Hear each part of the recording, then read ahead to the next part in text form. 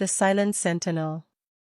The tomb of the unknown soldier stood bathed in the stark white glow of the floodlights, a silent testament to sacrifice. The marble gleamed, etched with the words, "Here rests in honored glory an American soldier known but to God."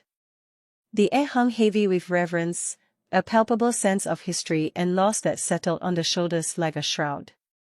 Marcus Hayes stood unmoving, a sentinel against the night. His uniform was immaculate, every crease sharp, every button gleaming. He was a statue carved from discipline, his face a mask of solemnity. Inside, however, a fire burned.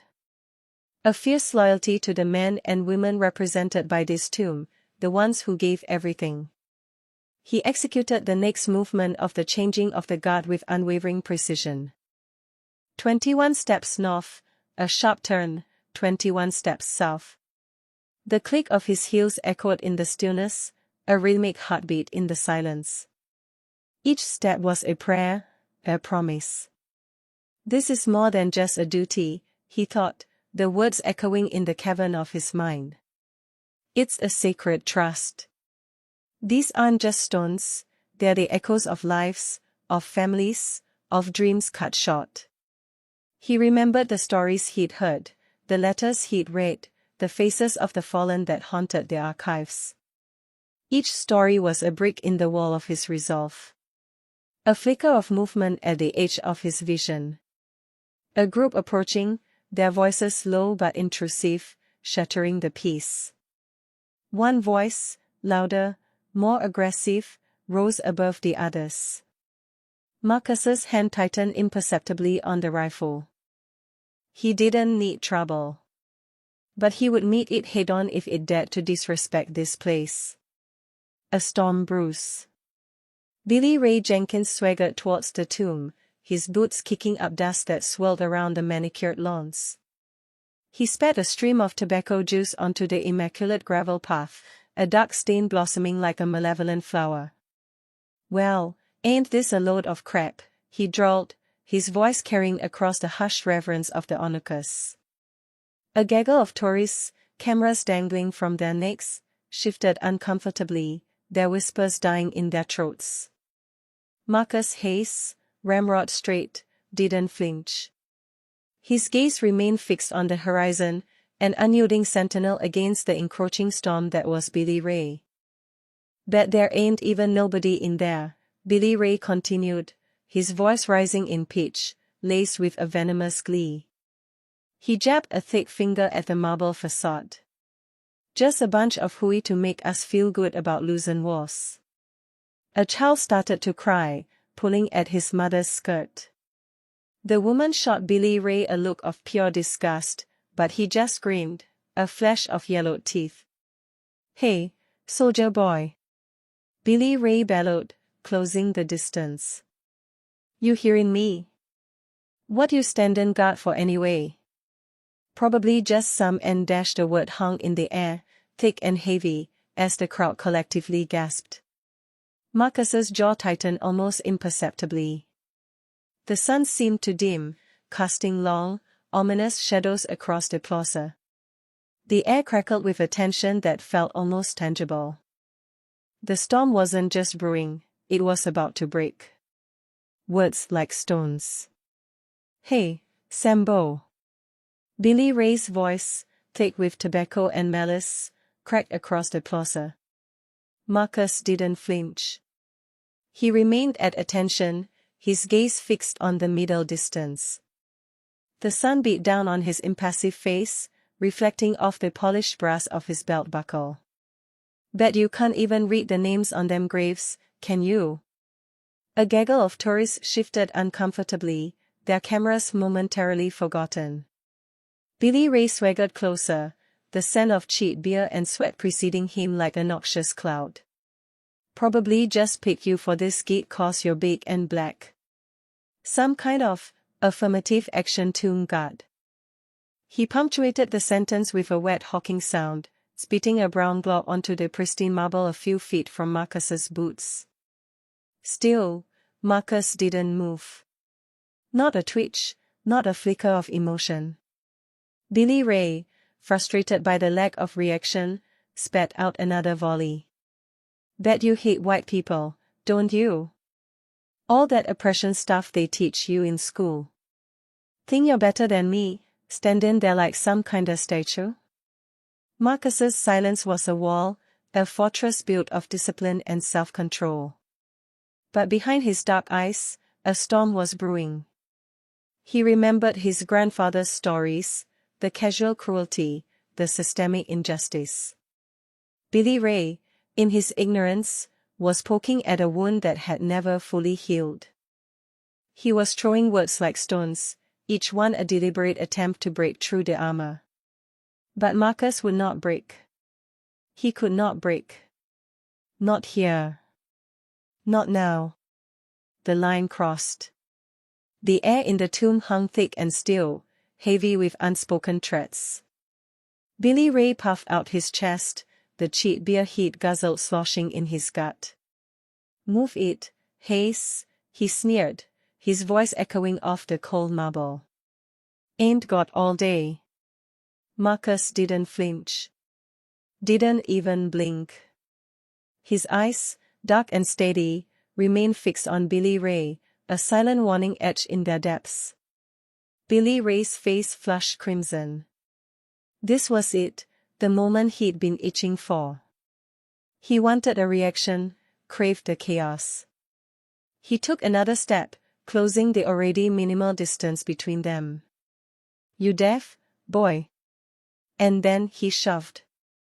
Not a playful nudge, but a deliberate, forceful push against Marcus's chest. The sound of Billy Ray's palm connecting with the guard's sternum reverberated through the tomb, shattering the fragile peace. A muscle ticked in Marcus's jaw. His hands, previously clasped loosely in front of him, tightened into fists. The air crackled with a sudden, sharp intensity. The scent of dust and old stone was now laced with the metallic tang of adrenaline. Billy Ray had crossed the line. Marcus didn't speak. He didn't shout. He simply stared. But in that stare, Billy Ray saw something that made the bravado in his chest shrivel, a contained fury, a coiled power waiting to be unleashed. A fist in the air. The slur, something about high and mighty and gleam, had barely left Billy's lips when his fist shot out.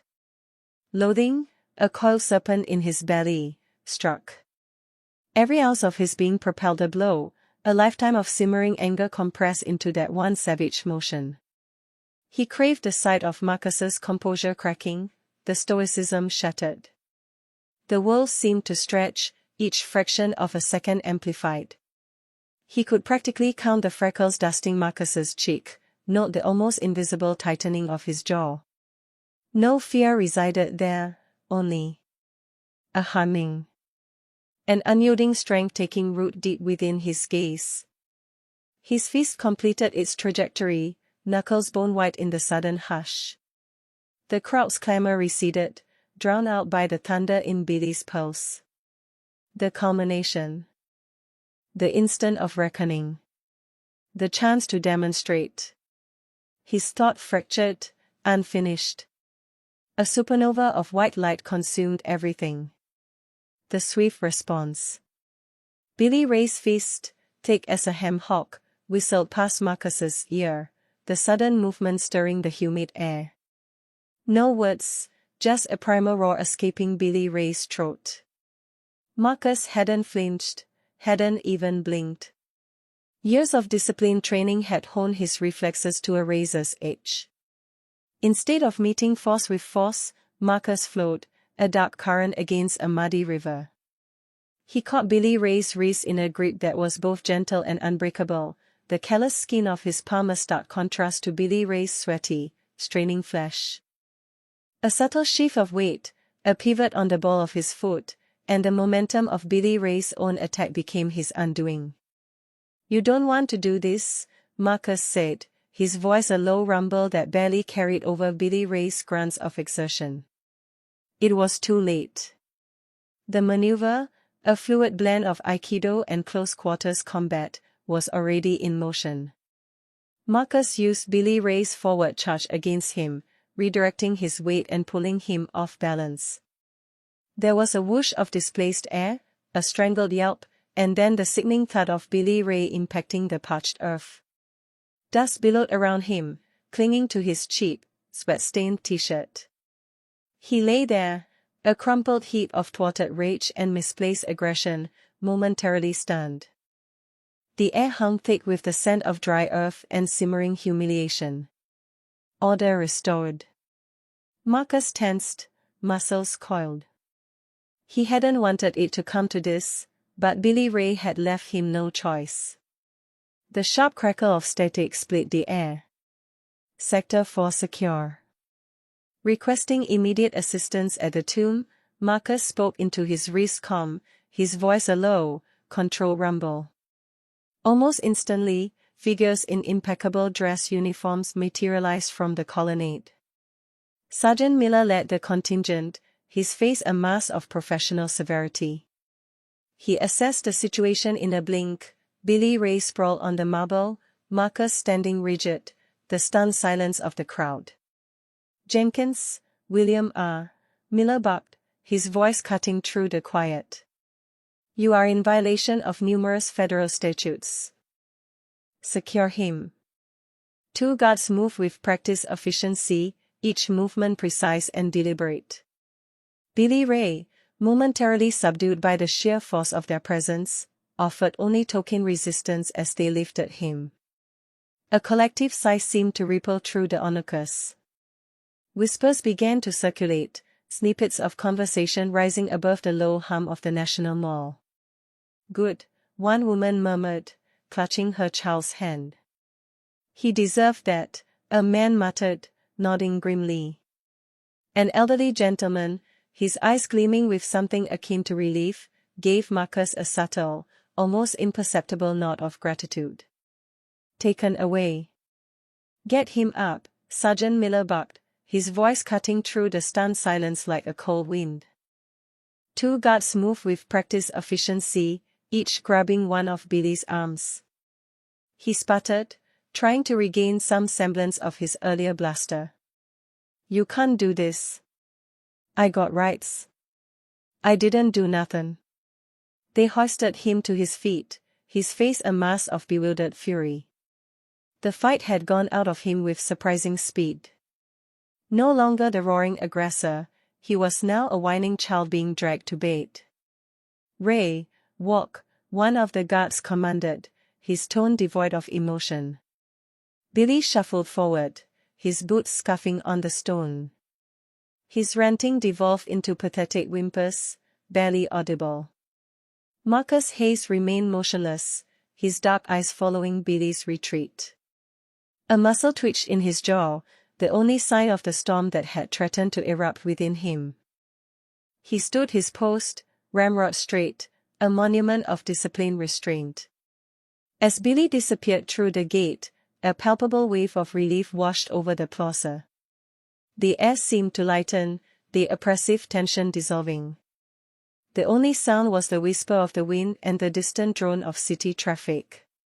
The tomb of the unknown soldier stood once more in its solemn, undisturbed peace, the silence a profound and powerful statement.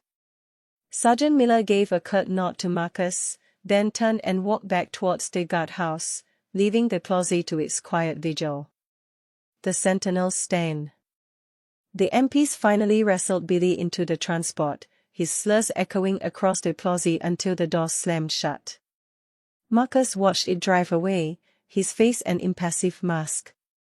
He adjusted his bearskin, the weight familiar and grounding. He turned, his movements precise and deliberate, and resumed his post. The rifle clicked softly as he brought it to attention, the sound swallowed by the sudden quiet. Sergeant Miller approached, his boots echoing on the marble. "Hayes," he said, his voice low. "Good work. Impeccable restraint. That took discipline." Marcus remained motionless, his gaze fixed on the tomb. "It's my duty, Sergeant." Miller nodded, his eyes acknowledging something deeper than simple obedience. this city. This whole damn country needs more like you, Hayes. He clapped Marcus on the shoulder, a gesture both respectful and weary. Carry on. As Miller walked away, Marcus thought of the unknown soldiers beneath the marble. They hadn't chosen this fight, this place, this duty. But they answered the call, paid the ultimate price. He thought of their families, their hopes, their lost futures. His own discomfort, his own anger, were insignificant compared to their sacrifice. He stood tall, a sentinel against not just threats, but against the insidious creep of hate that sought to defile their memory. The weight of his rifle felt lighter now, replaced by the weight of responsibility, a burden he carried willingly, proudly.